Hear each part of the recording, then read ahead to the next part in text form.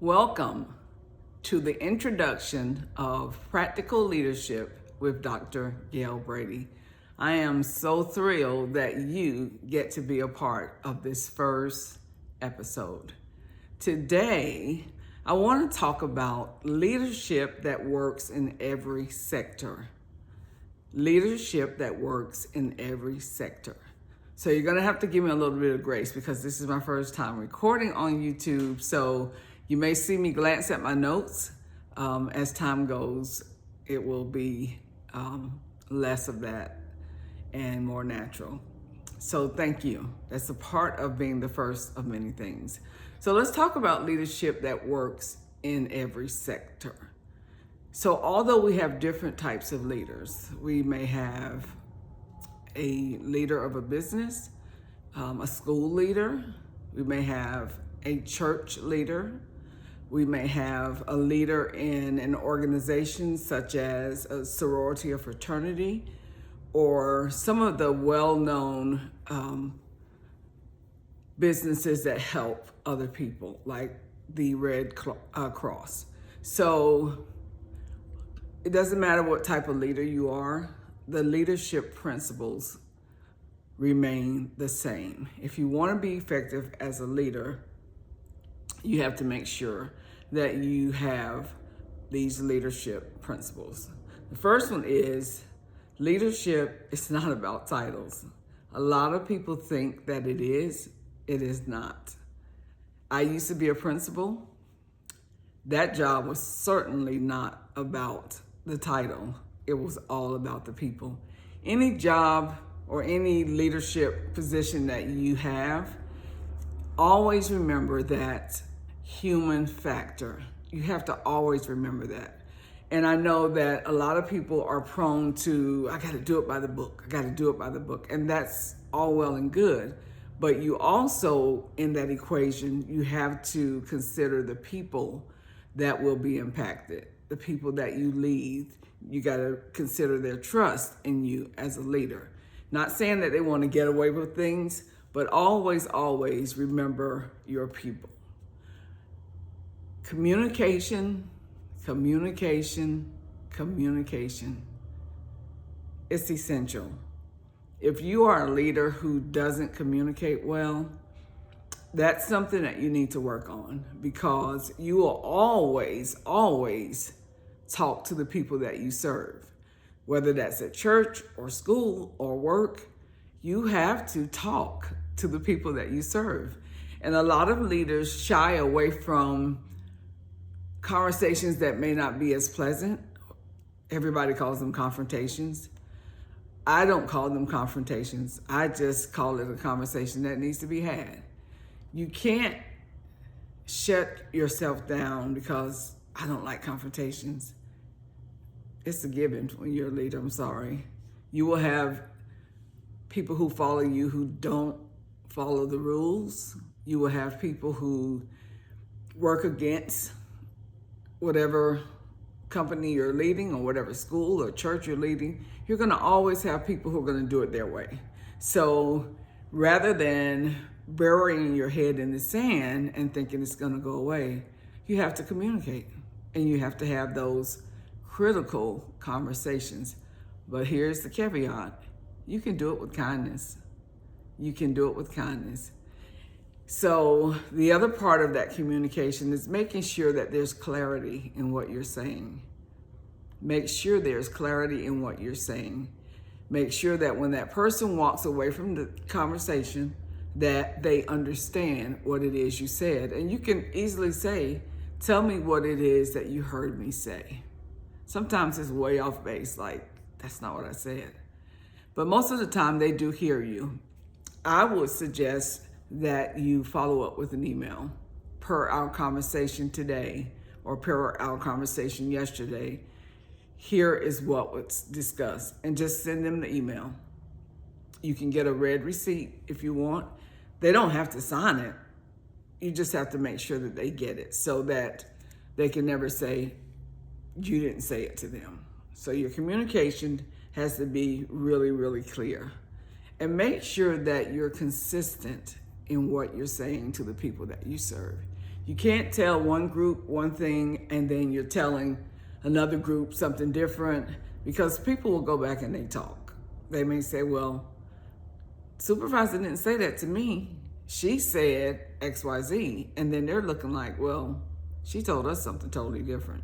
So make sure that you're consistent in your communication. So your communication should be clear and it should be consistent.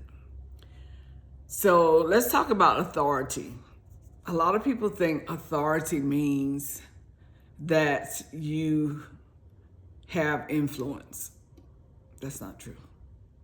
There are a lot of people with authority that have no influence. People don't give them any thought beyond seeing them at work or church or school.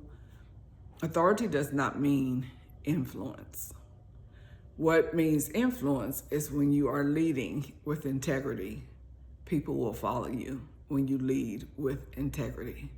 So be sure that you're not making it about your title and I'm Dr. So-and-so, or I'm Superintendent so-and-so, or I'm Elder so-and-so.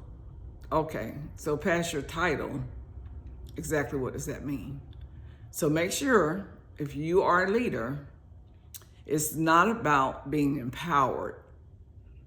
It's about being responsible for others. So make sure you remember that. And then lastly, the trust that you give should drive your leadership. If you have trust with the people you lead and you're honest and you're transparent, they will follow you.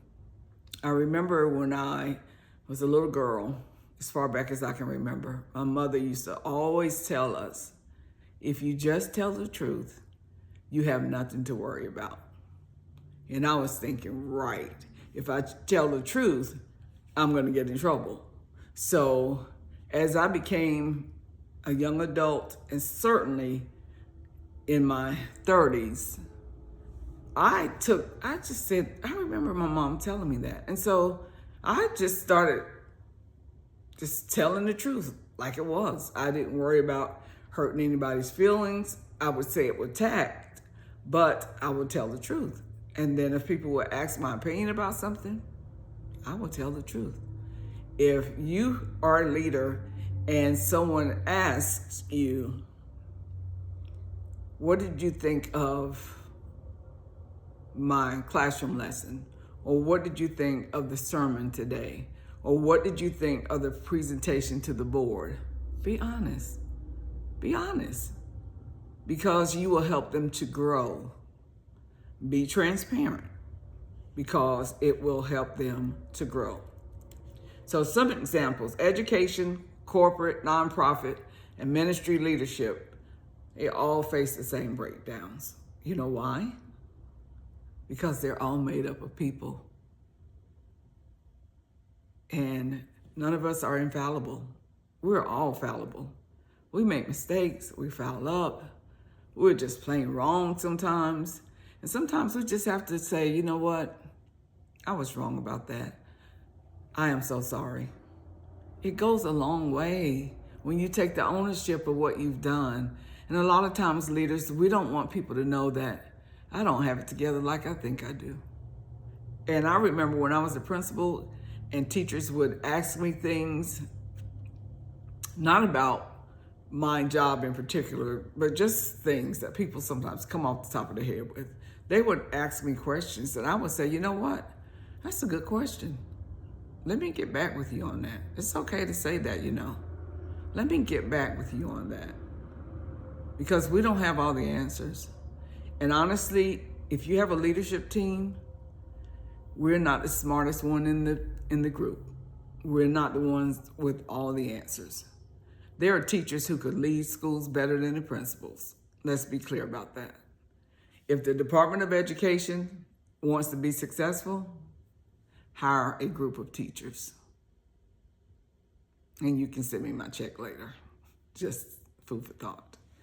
But make sure that you're always just being transparent, because you're going to have the same breakdowns in whatever sector because you have people.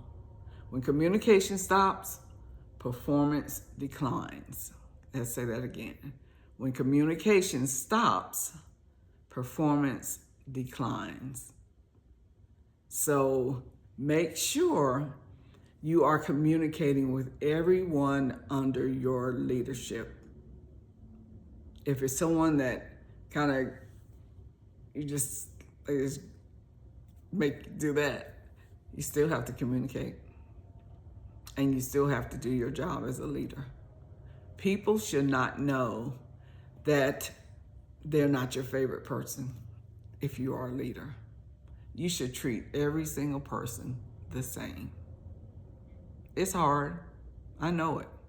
Especially when you know people are against you, or they're talking about you, or they're downing you in front of others.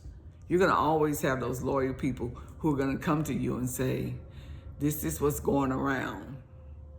Okay. Thank them for it. And the saying goes, keep your enemies closer. Everybody is not going to like us as leaders. And I used to tell my teachers, it's okay that some of you all don't really care for me. I said, but let me let you in on a little secret, dear. All of your children in your classroom don't like you. And it was like, what? Absolutely. So whether they like you or not, you still have to lead. All right, the key takeaway is strong leadership principles translate across all sectors. Strong leadership principles translate across all sectors.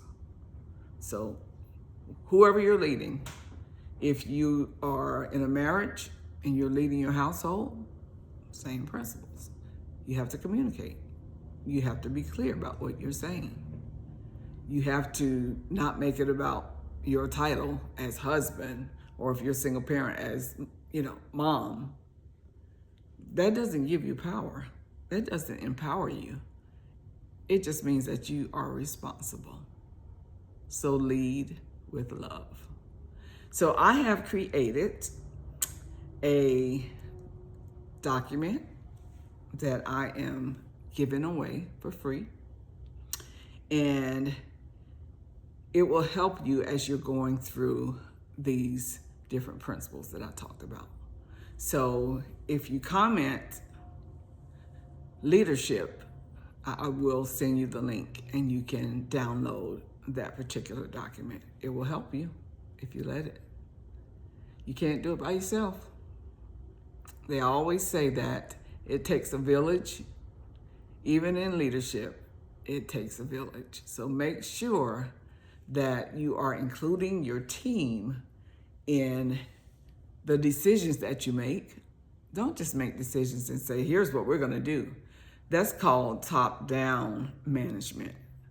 But you want to distribute the responsibilities, and you want to make a team out of your leadership team.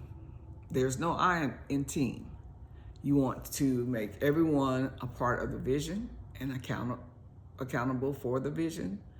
Do that with communicating with them. If there's a problem that you have to solve as a leader, take it to the people and say, this is the problem that we have. What do you suggest we do? They will love you for that, because then they become a part of the vision. I don't have all the answers, but I've been in this thing for 33 years, and I have learned a lot that I really want to share with people. It will make you a better leader. Okay? So thank you again for being a part of my first episode, my introduction to leadership principles, practical leadership principles. Practical leadership with Dr. Gail Brady. I will tell you this, if you're leading and what you're doing and saying is not practical, why are you doing it? It's another word for common sense.